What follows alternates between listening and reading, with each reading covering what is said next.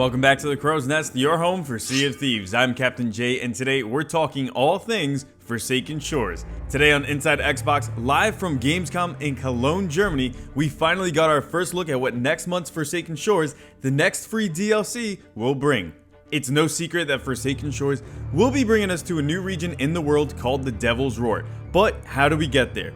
We don't just spawn into this new area, we'll physically have to sail to the location from the existing Sea of Thieves regions. There will be quests and voyages that point us in the direction of the region to help orient us when looking for the Devil's Roar. Upon arriving, we'll find a region that's geologically unstable.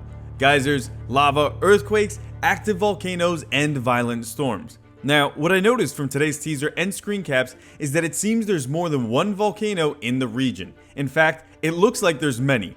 At first, I was under the impression there would only be one super volcano in all of the land, but that's not the case, thankfully.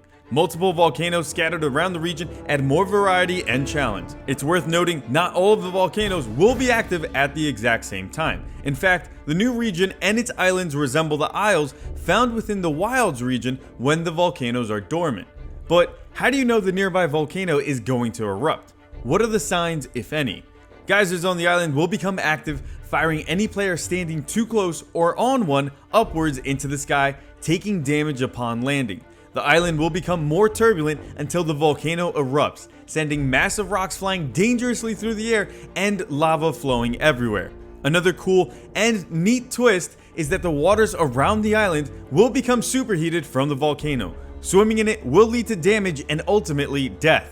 This is where the rowboat comes into play as you try and get near the islands. Although we didn't see any footage of it in action from today's reveal, we know the rowboat is part of the update and that each ship class will have the ability to attach a rowboat for safe travels. In case you missed it, it's important to know that the rowboats are similar to a resource and that you'll have to head out and find one in the world. You will not start with one automatically.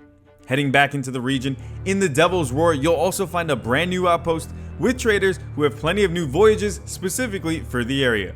During the show, we learned that the Merchant Alliance will be receiving new quest types in the form of cargo runs, a new way to transport and interact with items that are quite valuable to the merchant traders. Executive producer Joni gave a quick breakdown of some of the items we'll be handling and moving about. We'll be transporting fragile rum and its bottles, which can shatter if they're handled too roughly, like jumping around or other impact damage. We also have expensive linens and cloths that will lose value if they get wet, and we have plants that need to be watered in order to stay alive. Just those descriptions alone give us a bit of insight into what kind of strategies or attention each of these items will need when transporting them. We also learned about the next Bilge Rat adventure following the conclusion of Cursed Sails.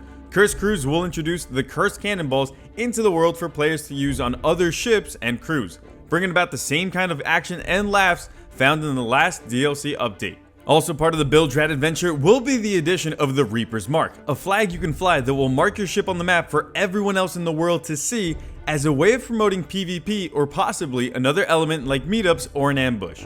Fun fact, the Reaper's Mark was actually an idea and the very name for the system that I suggested way back around 4 months ago on the official Sea of Thieves forum as a way to promote PvP in a sort of reputation/wanted level where your position would be marked on the map for players all over the world to see. I'm super happy to see it come to the game, and I'm extremely honored to see parts of my feedback directly get implemented into Sea of Thieves. The devs are listening, everybody, so leave your feedback. Let's talk release date. Forsaken Shores will be playable on September 19th. Out of all of these teasers and leaks, which bit are you most excited for? Let me know in the comment section below. Thanks for checking out the video, everyone. If you enjoyed it and want more Sea of Thieves, click the like button, subscribe to the Crow's Nest, and be sure to hit that bell icon for the latest in Sea of Thieves. As always, I'm Captain Jay, and until next time, fair winds and following seas.